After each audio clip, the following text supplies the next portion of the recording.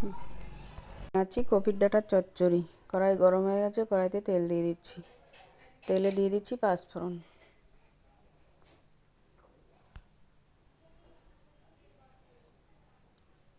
পাঁচফোড়নটা ফুটে গেলে দিয়ে দেবো সবজিগুলো। ফুটে গেছে, দিয়ে দিচ্ছি সবজিগুলো, সঙ্গে একটু পেঁয়াজ কেটেও দিয়ে দিচ্ছি।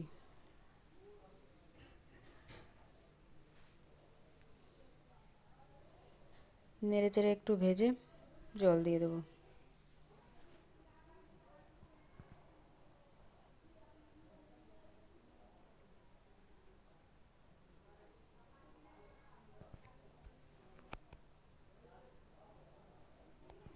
নাড়াচাড়া একটু হালকা ভেজে নিয়েছি, জল দিয়ে দেবো পরিমাণ মতো হলুদ, দিয়ে দেবো স্বাদ মতো লবণ।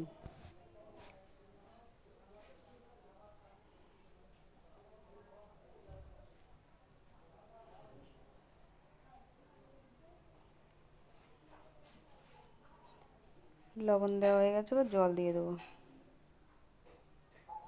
জল অল্পই দেবো, গামাখা করব। দিয়ে দিচ্ছি কেটে রাখা লঙ্কা, দিয়ে দেবো একটা টমেটো কুচি, দিয়ে দেবো রাঁধুনি বাটা। আমার এই রেসিপিটা যদি ভালো লাগে কমেন্ট করো, শেয়ার করো, লাইক দিও। আমার চ্যানেলটাকে অবশ্যই সাবস্ক্রাইব করো। হয়ে গেছে, ধনেপাতা দিয়ে নেড়ে চেড়ে নামিয়ে নিচ্ছি চচ্চড়ি।